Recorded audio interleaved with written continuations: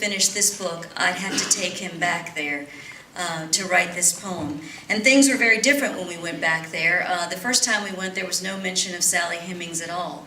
But now when you go in and the docent, one of the first things that she did was to cross her hands in front of her and say, it is the official position of the foundation that Jefferson fathered at least 2 of Sally Hemings' children.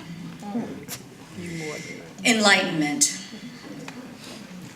In the portrait of Jefferson that hangs at Monticello, he is rendered two-toned, his forehead white with illumination, a lit bulb, the rest of his face in shadow, darkened as if the artist meant to contrast his bright knowledge, its dark subtext. By 1805, when Jefferson sat for the portrait, he was already linked to an affair with his slave. Against a backdrop blue and ethereal, a wash of paint that seems to hold him in relief, Jefferson gazes out across the centuries, his lips fixed as if he's just uttered some final word. The first time I saw the painting, I listened as my father explained the contradictions, how Jefferson hated slavery, though out of necessity, my father said, had to own slaves. That his moral philosophy meant he could not have fathered those children, would have been impossible, my father said. For years, we debated the distance between word and deed. I'd follow my father from book to book, gathering citations, listen as he named, like a field guide to Virginia, each flower and tree and bird, as if to prove a man's pursuit of knowledge is greater than his shortcomings, the limits of his vision.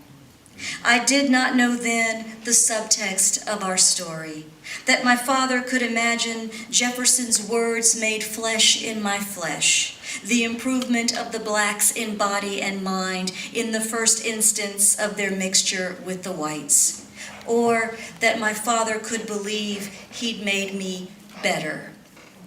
When I think of this now, I see how the past holds us captive, its beautiful ruin etched on the mind's eye.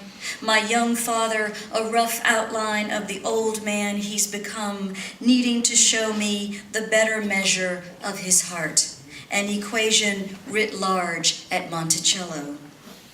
That was years ago. Now we take in how much has changed. Talk of Sally Hemings, someone asking, how white was she? Parsing the fractions as if to name what made her worthy of Jefferson's attentions, a near-white quadroon mistress, not a plain black slave. Imagine stepping back into the past, our guide tells us then, and I can't resist whispering to my father, this is where we split up. I'll head around to the back. When he laughs, I know he's grateful I've made a joke of it, this history that links us, white father, black daughter, even as it renders us other to each other.